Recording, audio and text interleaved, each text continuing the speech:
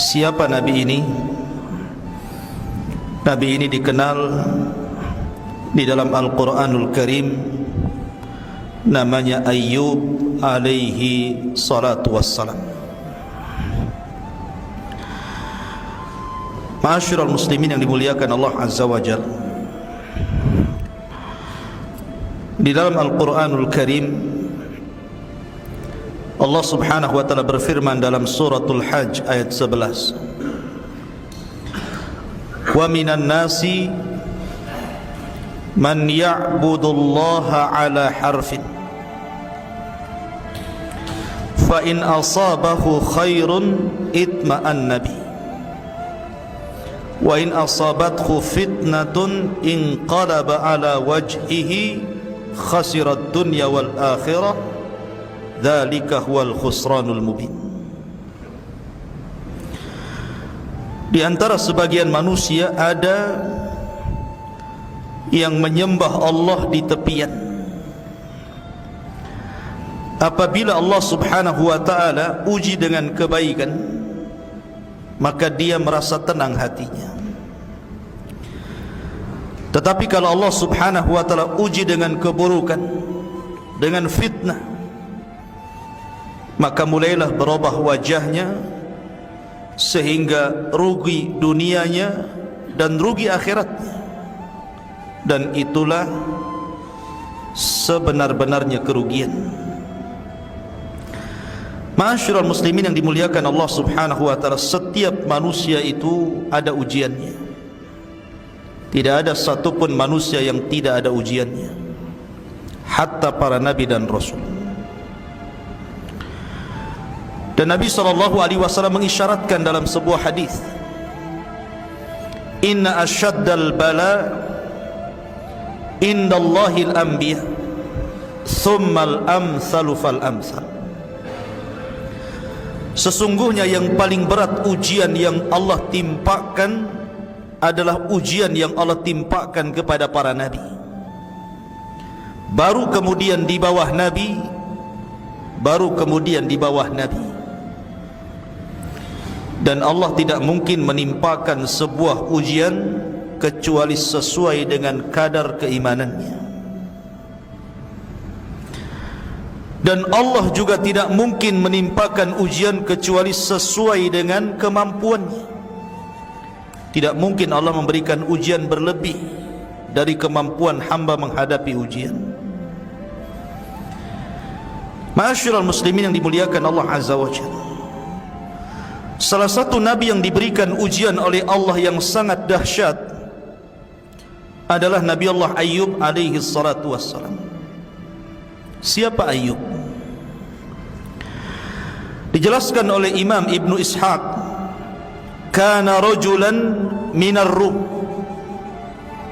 Nabi Ayyub adalah seorang laki-laki dari Romawi.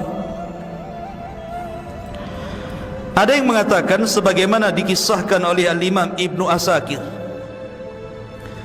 bahwa ibunya Ayyub itu adalah putri daripada Nabi Allah Lut, keponakan Ibrahim alaihi salatu wassalam. Dan ayahnya adalah orang yang sezaman dengan Ibrahim, beriman dengan Ibrahim alaihi salatu wassalam ketika Ibrahim dilempar ke dalam api, dalam kisah yang sudah saya kisahkan kemarin, Ashabul Uhdud. Tetapi yang masyhur bahwa Ayyub itu adalah keturunan Ibrahim. Tidak banyak dalam Al-Quranul Karim tentang kisah Nabi Ayyub, hanya disebutkan dalam beberapa ayat.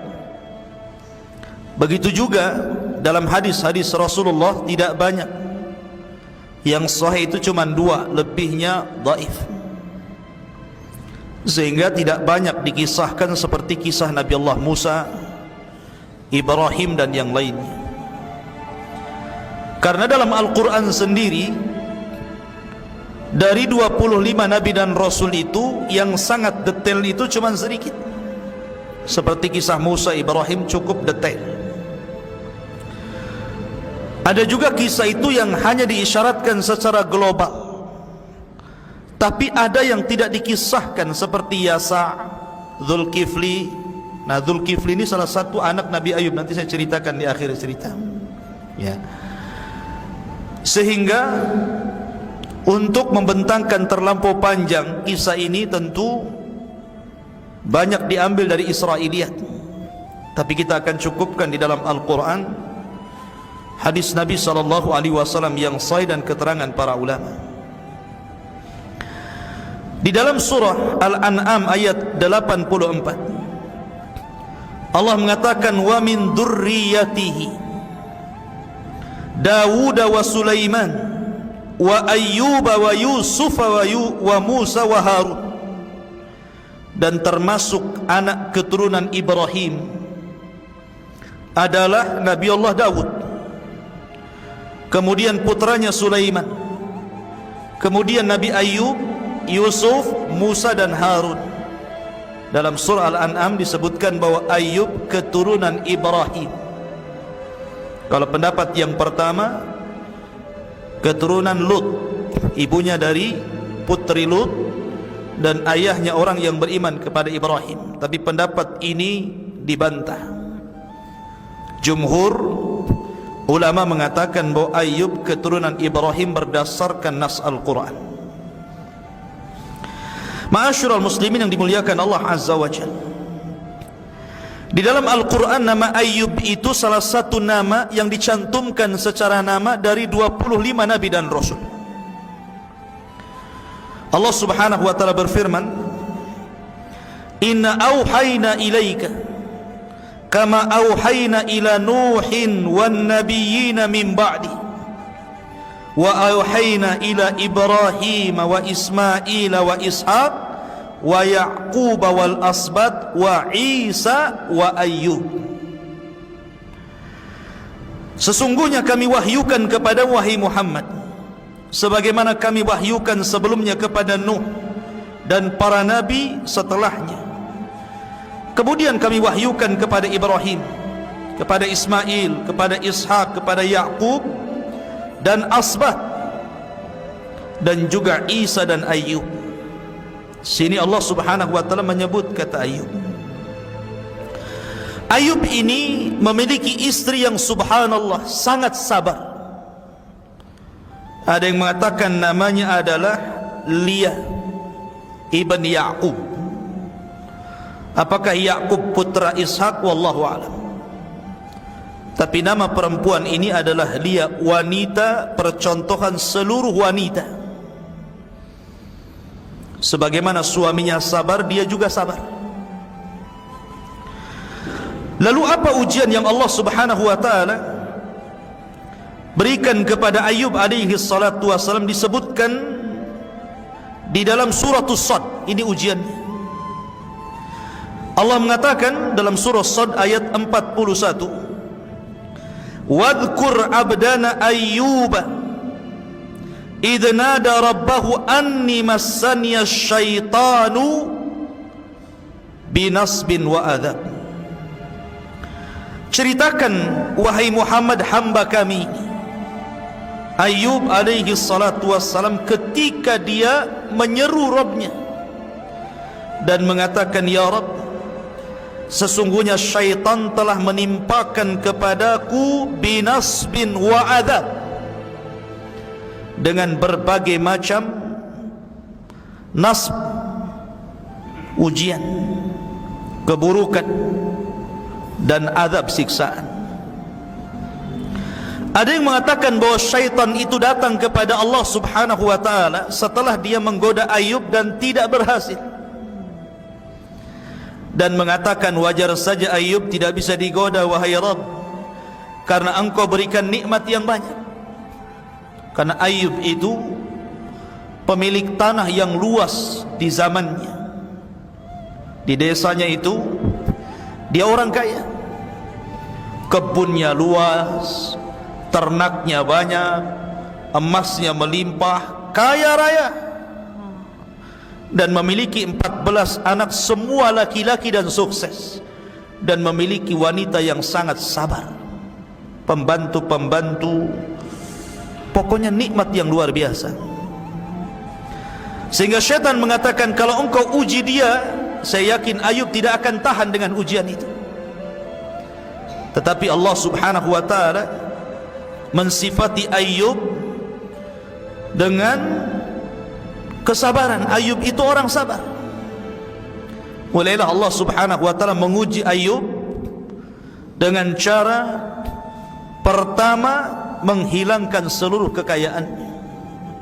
Panennya gagal, ternaknya kemudian mati, emasnya habis, bangkrut dia. Ma'asyiral muslimin yang dimuliakan, kalau ini terjadi kepada manusia biasa, kepada kita, anda, saya dan yang lainnya, orang kaya tiba-tiba bangkrut, kira-kira apa yang terjadi? Kalau tidak gila mendadak, gantung diri. Jangankan orang kaya bangkrut, caleg nggak jadi saja telanjang naik genteng, stres, baru tidak menjabat padahal masih bisa periode berikutnya. Tapi Ayub itu abdun saleh, abdun sabir, hamba yang saleh dan sabar. Sabar dia. Inna lillahi wa inna ilaihi raji'un. Semua toh milik Allah, kembali kepada Allah. Zuhud, kekayaannya bukan dalam hati, kekayaannya di tangan. Sehingga kalau menghilangkan kekayaannya, hatinya tetap kepada Allah subhanahu wa ta'ala. Kemudian setelah itu Allah uji lagi.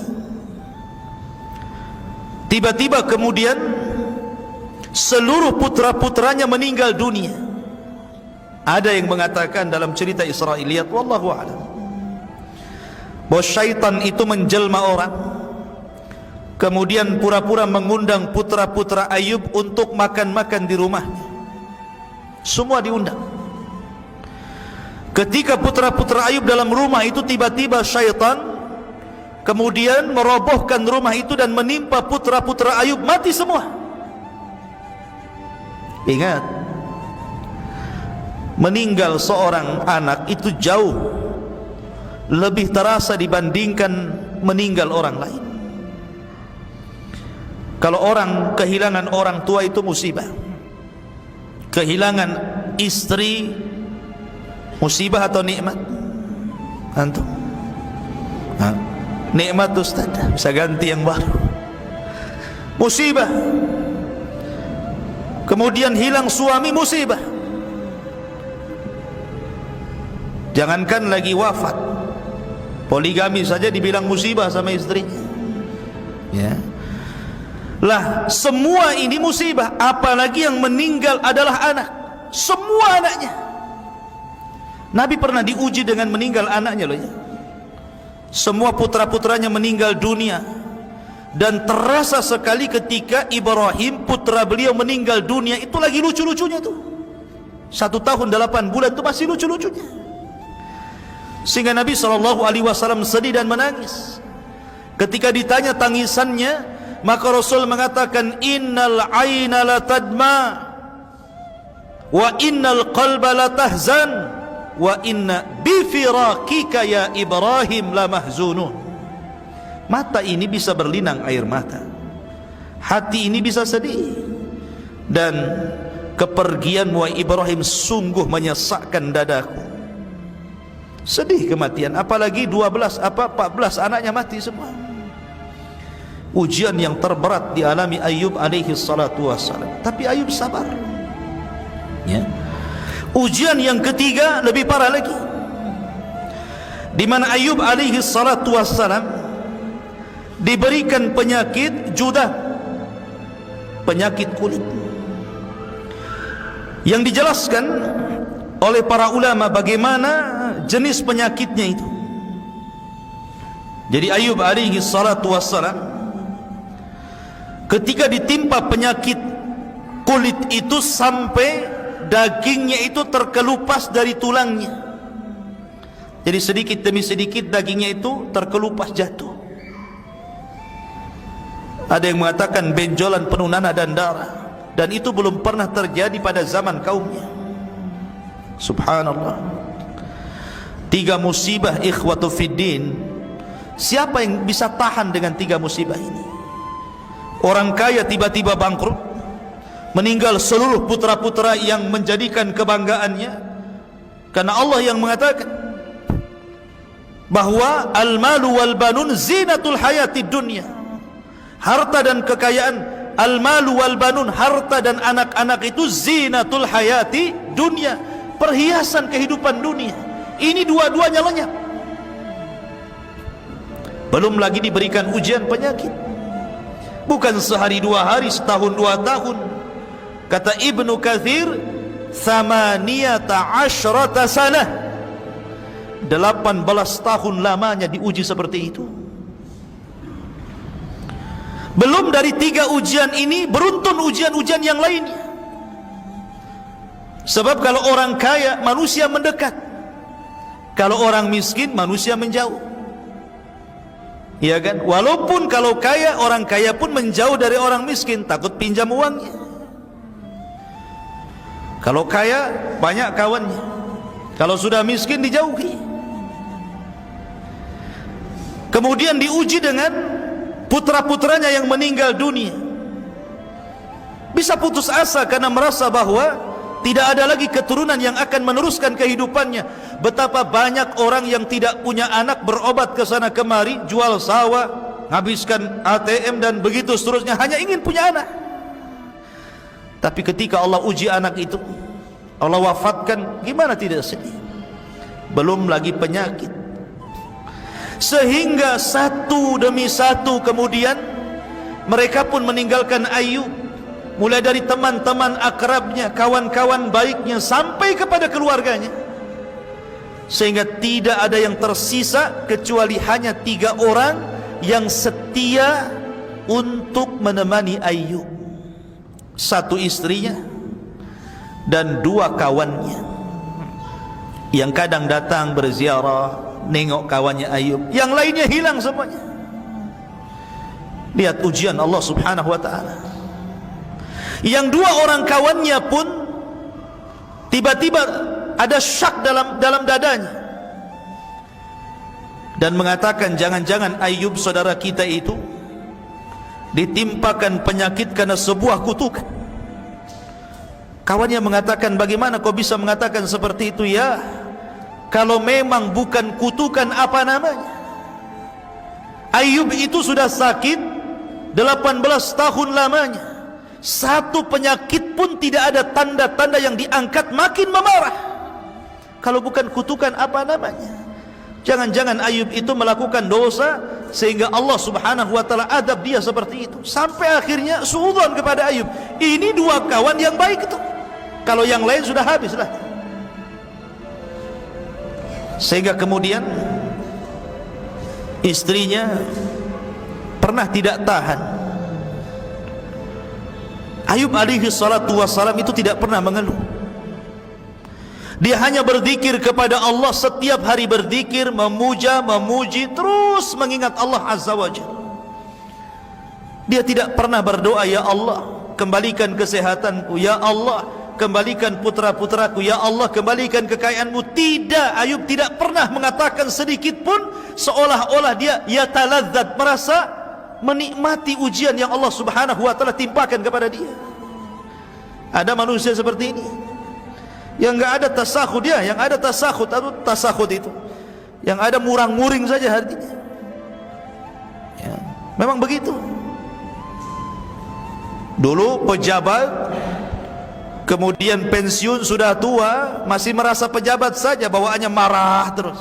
Orang dianggap bawahannya, tetangga di bawah anggotanya, tetangga dianggapnya anggotanya, padahal sudah sama tuh, kan gitu ya. Dulu merasa jadi polisi, jadi tentara, sudah pensiun merasa jadi polisi saja itu. Kadang orang seperti itu. Ya. Jadi siapa yang tahan? Lihat. Makanya saya katakan ini percontohan Ayub ini yang tidak dimiliki orang-orang. Makanya kalau ada orang yang berdoa, saya ingin sabar seperti saya sabar Ayub, tidak akan bisa. Anda tidak mungkin bisa sesabar Ayub. Karena Ayub itu luar biasa istimewa di hadapan Allah kesabarannya. Nggak ada orang yang bisa sabar Ayub itu. Ma'asyiral muslimin, sampai istrinya mengatakan, ya Ayub, "Lau da'auta rabbaka fa innahu sayastajibu lak." Wahai Ayub suamiku, seandainya engkau berdoa kepada Allah Subhanahu wa taala, berdoalah agar Allah menyembuhkan penyakitmu. Minimalnya mintalah kesembuhan. Sudahlah yang lain itu bisa dicari, bisa diupayakan. Yang penting kau jangan sakit. Ya. Istrinya meminta kepada Ayub untuk berdoa kepada Allah, karena Ayub itu tidak mau berdoa meminta kesembuhan. Dia asyik berzikir, memuja, memuji, terus mengingat Allah saja. Ayub mengingatkan nikmat kepada istrinya. Dia mengatakan kepada istrinya, "Wahai istriku, berapa lama kita diberikan nikmat oleh Allah, diberikan kekayaan, diberikan anak-anak, dihormati orang, dihargai, dipuji. Berapa lama?" Kata istrinya, "Thamaniyata sana." 8 tahun wahai suamiku. Maka Ayub mengatakan, "Wahai istriku, kalau Allah Subhanahu wa ta'ala telah memberikan kenikmatan kepada kita, thamaniyata sanatan wa ana fi sihhatin wa afiyah, diberikan kenikmatan 8 tahun dan saya dalam kondisi sehat dan diberikan afiyah, kenikmatan yang banyak, maka bagaimana mungkin kita kemudian meminta kepada Allah sementara kita belum sampai kepada tahun nikmat Allah yang berikan kepada kita?" Harus seimbang. Ya. Kalau Allah memberikan nikmat 8 tahun, maka diuji oleh Allah harusnya sabarnya 8 tahun baru meminta, begitu. Ini enggak, diberikan nikmat banyak, kita ini kadang-kadang ya, subhanallah, sampai dimudahkan urusannya, sekali diuji oleh Allah langsung kemudian dia terkata, "Ya Allah, kenapa asyik saya terus kau uji? Kenapa enggak tetangga sebelah saja? Dia kan ahli maksiat. Suruh tetangganya yang sakit." Tetapi Ayub alaihi salatu wassalam mengingatkan kepada istrinya, jangan. Tidak sebanding nikmat dengan bala yang Allah timpakan kepada kita ini. Coba, siapa yang bisa mengucapkan kalimat itu?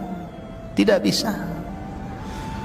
Tidak bisa, karena yang bisa mengucapkan kalimat ini hanya orang-orang yang sabar. Dari situlah wajar kalau Allah mengatakan, "Innama yuwaffas sabiruna ajrahum bighairi hisab."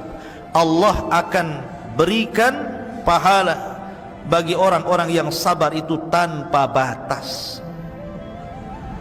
Bahkan di zaman Rasul ada wanita yang suka kena penyakit ayan.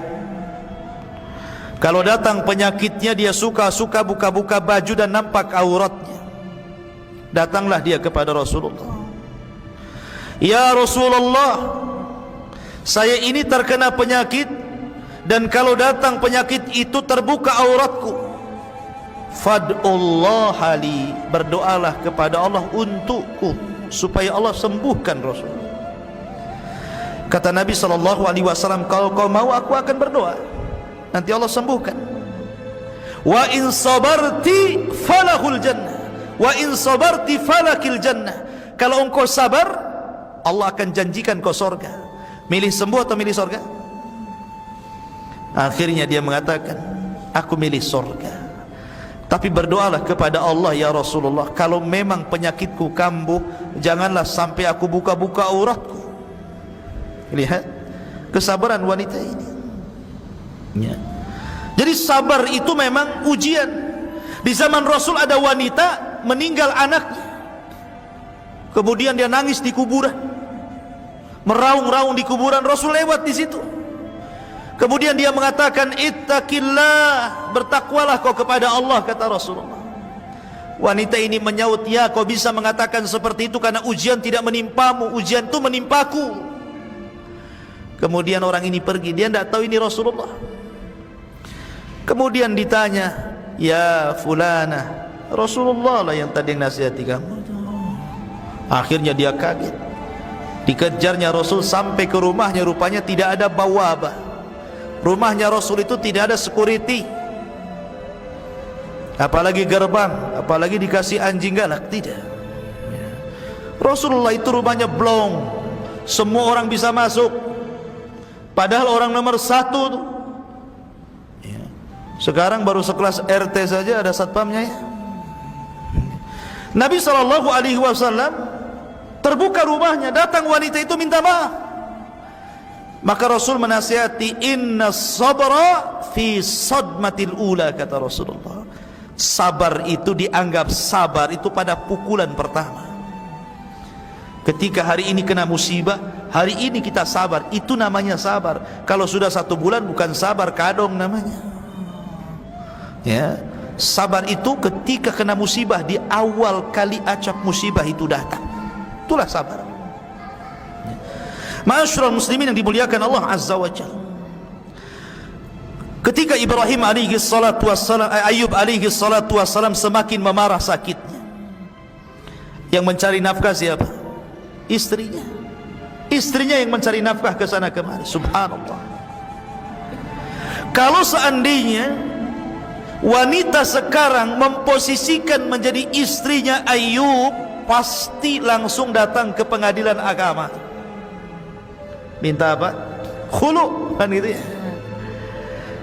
Karena wanita sekarang, maaf ibu ya, akalnya kurang. Ya, kalau suaminya lagi sehat, apalagi kerjanya bagus, ada istilah ya, abang sayang kalau banyak uang, kan gitu. Abang ku tendang kalau habis uangnya, kan. Artinya bahwa posisi seorang wanita itu penting dalam rumah tangga. Jangan hanya ketika senang sehat suaminya, ketika susah justru disitulah pahala yang sesungguhnya. Itulah pahala yang sesungguhnya seorang istri ketika merawat suaminya. Kalau suami lagi sehat, apa yang dirawat?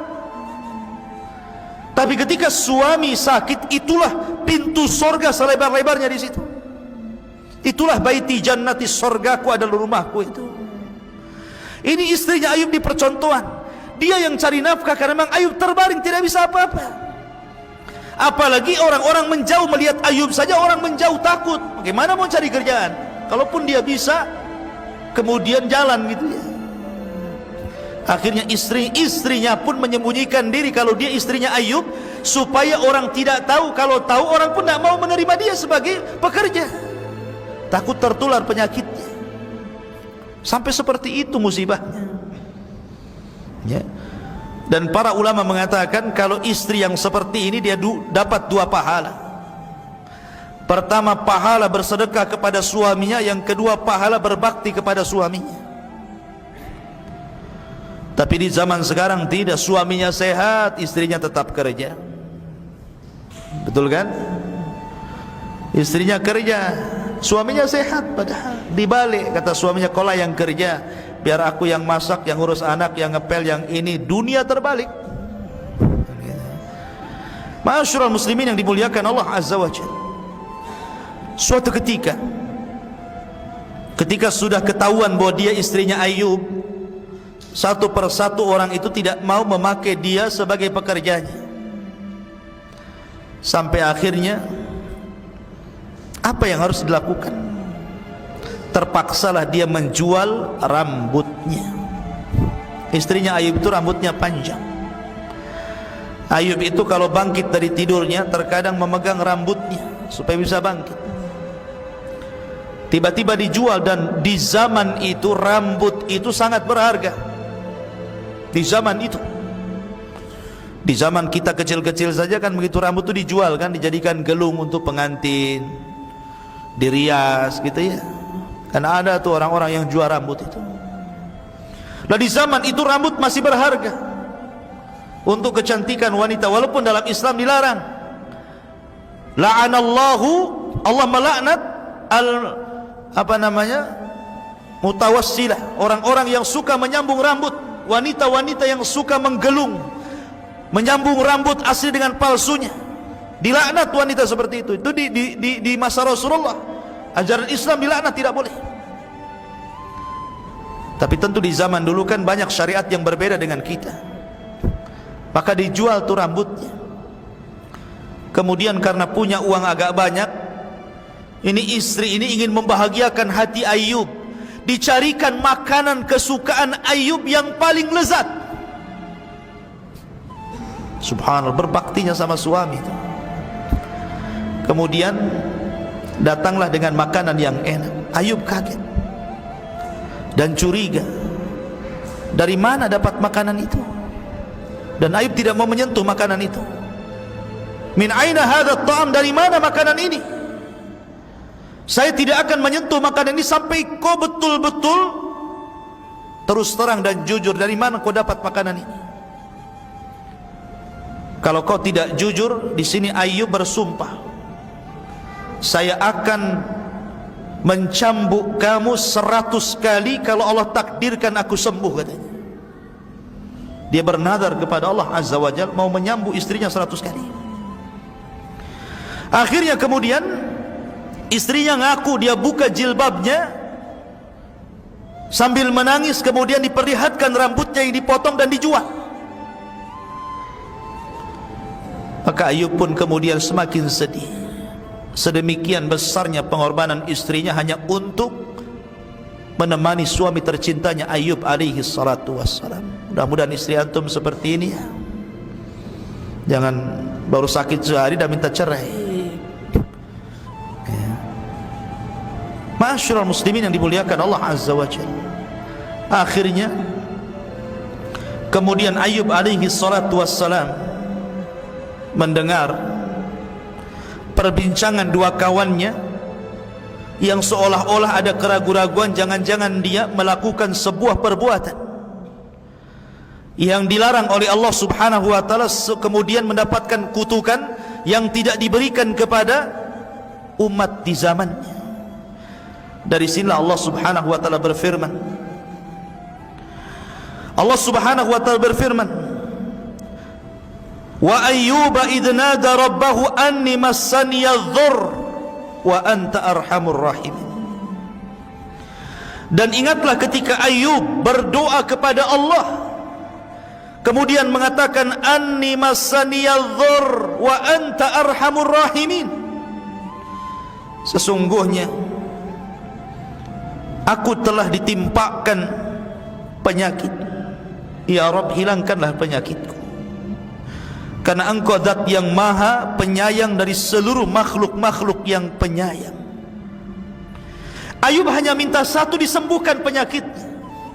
Ayub tidak minta dikembalikan hartanya, tidak mengatakan ya Allah rizkikan lagi rizki yang banyak kepadaku, ya Allah karuniakan anak-anak yang banyak lagi kepadaku. Tidak, Ayub tidak itu. Ayub hanya minta kesehatan. Ayub hanya minta itu saja. Sebagaimana ayat yang tadi saya baca, wadhkur abdana Ayyub idh nada rabbahu anni massaniya syaitan bi nasbin wa adab. Dan ingatlah ketika Ayub kemudian berdoa kepada Rabbnya, sesungguhnya syaitan telah menimpakan kepadaku dengan berbagai macam bencana dan siksa. Maka kemudian setelah 18 tahun lamanya, Ayub hanya memuji Allah, berdoa, berzikir, mengingat Allah. Dia tidak minta kesembuhan, dia tetap sabar. Akhirnya dia berdoa kepada Allah setelah 18 tahun lamanya, minta kesembuhan. Maka Allah pun mengatakan fastajabna lahu fakashafna ma bihi min durrin. Maka kami ijabah doanya Ayub dan kami pun angkat seluruh penyakitnya. Bagaimana caranya? Allah berfirman, uduk urkud birijlika hadha mughtasalun baridun syarabun. Ya Ayub, hentakkan kakimu, nanti akan muncul air dari bumi. Air itu dingin, gunakanlah untuk mandi dan minumlah dari air itu. Maka Ayub pun kemudian menghentakkan kakinya sesuai dengan perintah Allah, keluar air. Ketika itu kebiasaan istrinya mengantar Ayub ke kamar mandi. Kalau sudah selesai, maka istrinya datang kemudian memapahnya lagi kembali ke tempat pembaringannya. Ketika itu istrinya lupa, sudah mengantar kemudian dia pergi sehingga dia lupa. Harusnya ini sudah waktunya Ayub selesai dan diantar lagi.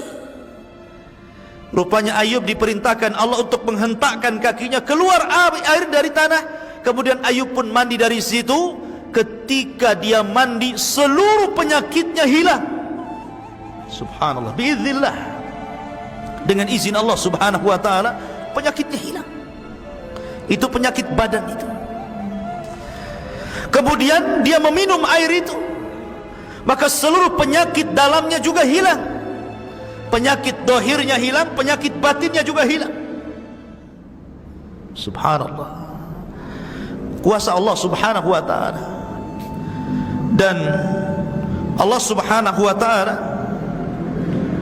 memberikan kepada Ayub badan yang sangat-sangat tampan, dikembalikan sebagaimana ketika Allah belum memberikan ujian kepadanya. Balik lagi muda, balik lagi sehat, balik lagi kekar. Sehingga istrinya datang, lupa dia mau jemput suaminya. Rupanya dia berpapasan dengan anak muda dan mengatakan, rahimakallah, semoga Allah merahmati kamu. Tidakkah kau melihat suamiku Nabiullah Al-Mubtala, seorang nabi yang Allah uji? Wallahi, demi Allah, aku tidak melihat dirimu kecuali kau persis dengan suamiku dulu di waktu muda. Subhanallah gitu. Katanya Ayub senyum saja Ayub ya. Dia mengatakan, fa'ana Ayub, saya ini Ayub. Subhanallah, tanya dia Ayub. Di sini Allah subhanahu wa ta'ala mengatakan, wa wahabna lahu ahlahu wa mislahu ma'ahu rahmatan minna wa dzikra liulil albab. Maka kami kemudian berikan lagi keluarganya dan yang semisal mereka sebagai rahmat dari kami dan untuk diingat bagi orang-orang yang punya akal. Dalam ayat yang lain, wa atainahu ahlahu wa mislahum ma'ahum rahmatan min indina wa dzikra lil abidin. Dan kami datangkan kembali keluarganya dan yang semisal mereka bersama mereka sebagai rahmat dari sisi kami dan untuk sebagai peringatan bagi hamba-hamba yang senantiasa beribadah kepada Allah subhanahu wa ta'ala. Ma'asyiral muslimin yang dimuliakan Allah azza wa jalla, ada beberapa penafsiran bahwa ketika Allah subhanahu wa ta'ala mengembalikan putra-putranya, ada yang mengatakan ahyahumullahu bi'a'yanihim, artinya Allah hidupkan kembali yang sudah mati itu hidup lagi. Itu satu penafsiran. Penafsiran yang kedua, artinya ajarahu fi man salafa wa awadahu anhum fid dunya badalahum, artinya Allah memberikan balasan dan ganjaran yang besar terhadap kesabaran Ayub yang di waktu diberikan musibah dia tetap bersabar. Karena kesabarannya itu akhirnya Allah ganti lagi, Allah lahirkan dari dia putra-putranya 2 kali lipat daripada anak yang meninggal. Yang tadinya 14 ya 2 kali lipat putranya, banyak lagi ya, hartanya 2 kali lipat lagi. Subhanallah, inilah kesabaran. Makanya kenapa Rasul mengatakan ajaban li amril mu'min in asabat khusarra syakara fakanat khairan lahu wa in asabat khudharra sabara fakanat khairan lahu wa kana dzalika illa li mu'min. Sungguh heran perkaranya seorang mukmin itu. Kalau ditimpa kebaikan syukur dia, kalau ditimpa musibah sabar dia, dan itu baik dua-duanya, mau musibah mau kenikmatan, baik bagi seorang mukmin itu. Karena terkadang ujian harta itu lebih berat dibandingkan ujian musibah. Kalau orang sakit paling tinggi terbaring, apalah gitu kan, dia sabar ya. Tapi kalau diberikan harta, semua fasilitas maksiat di genggamannya. Mau apa dia? Mau minum khamar, tinggal beli. Mukul orang, bayar preman. Bunuh orang, bayar tukang sihir. Apalagi ya kan? Ujian orang yang punya harta itu berbeda dengan ujian orang fakir, orang-orang yang miskin. Terkadang ujian harta itu lebih berat dibandingkan ujian kemiskinan. Makanya kenapa Syekhul Islam Muhammad bin Abdul Wahab dalam kitabnya Qawaidul Arba, di muqaddimah kitabnya dia mengatakan bahwa 3 kunci kebahagiaan itu 3. Apabila ditimpa musibah dia sabar, apabila diberikan nikmat dia syukur, apabila dia berbuat dosa dia segera istighfar. Itulah kunci kebahagiaan. Ma'asyiral muslimin yang dimuliakan Allah Azza wa Jalla, ketika kemudian Ayub alaihi salatu wassalam sudah disembuhkan, artinya satu nikmat sudah dikembalikan. Satu nikmat dikembalikan, karena nikmat sehat itu nikmat yang sangat agung, ikhwan. Terkadang orang menyanyiakan nikmat sehat baru terasa kalau dia sakit. Baru terasa kalau mulailah kolesterol tinggi, asam urat tinggi, darah tinggi, mulailah dia terasa gitu kan. Kenapa waktu sehat tidak digunakan sebaik mungkin? Makanya Rasul mengatakan ni'matani maghbunun katsirun minan nas, as-sihhatu wal faragh. 2 nikmat terkadang manusia lupa, sehat dan waktu luang. Lah Ayub alaihi salatu wassalam ketika itu teringat dengan nazarnya. Nazar apa? Memukul istrinya kan. Dia kan sudah nazar dulu mau pukul istrinya. Maka Allah Subhanahu wa taala menurunkan Al-Qur'an kepada Nabi sallallahu alaihi wasallam menghabarkan bagaimana Ayub kemudian melaksanakan nazarnya. Apa kata Allah? Wa khudh biyadika dhigsan fadrib bihi wa la tahnas inna wajadnahu sabiran ni'mal abdu innahu awwab. Ambillah wahai Ayub seikat rumput, hitung 1, 2 sampai 100 rumput, ikat jadi 1. Pukullah istrimu dengan ikatan rumput itu sekali saja, itu sama dengan 100 kali cambuk. Kenapa Allah Subhanahu wa ta'ala memerintahkan seperti itu dan memberikan rahmatnya kepada istrinya Ayub, Lia ibn Ya'qub ini? Karena kebaikannya, kebaikan istri kepada suami ini luar biasa.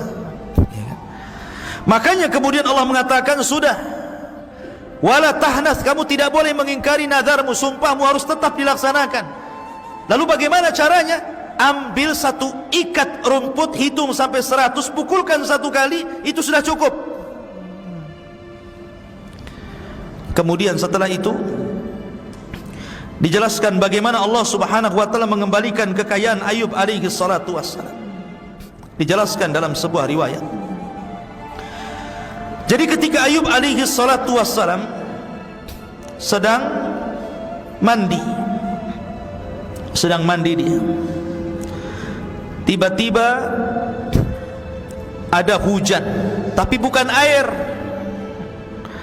Sebagaimana disebutkan oleh Ibnu Abi Hatim dari hadis Abu Hurairah radhiyallahu an, lamma afallahu Ayyub alaihi salam, ketika Allah memberikan kesembuhan kepada Ayub alaihi salatu wassalam, amtara alaihi jaradan, tiba-tiba belalang jatuh dari langit, hujan belalang. Tapi belalang itu bukan belalang asli, tapi belalang berupa emas. Emas yang berbentuk belalang jatuh dari langit, hujan. Mau nggak antum kayak gitu? Mau lah Ustaz ya. Dan nggak pernah beli kalung sama istri, kasihlah di belalang 1. Jadi belalang emas ya, jaradan min zahab, faja'ala ya'khudhu biyadihi, maka kemudian Ayub pun mengutip satu-satu itu belalang emas itu. wa yaj'alu fi thawbihi, kemudian dikumpulkan di pakaiannya. Qala, dan mengatakan, dikatakan kepada Ayub, Allah berfirman, ya Ayub, ama tashba', ya Ayub, belum kenyang kamu? Sudah kau sembuhkan, masih juga kau mau mengambil belalang-belalang emas itu? Maka Ayub mengatakan, ya Rabb, wa man yashba' min rahmatika. Ya Rabb, siapa yang kenyang dari rahmat? Saya tidak pernah kenyang untuk mendapatkan belas kasih sayang, kasih sayang. Aku tidak akan pernah kenyang untuk terus meminta kasih sayangmu ya Rabb. Akhirnya kemudian dikumpulkan emas-emas itu sampai akhirnya satu lumbung, semuanya emas belalang itu. Disitulah Allah subhanahu wa ta'ala kembalikan lagi kekayaannya. Dia beli lagi kebun, dia beli lagi ladang. Kemudian orang pun mulai satu persatu mendekat kepada Ayub alaihi salatu wassalam. Maka Ayub dikembalikan semua nikmatnya. Al jaza'u min jinsil amal, balasan itu disesuaikan dengan amalan. Sabar itu indah, dan kemenangan itu ada pada kesabaran.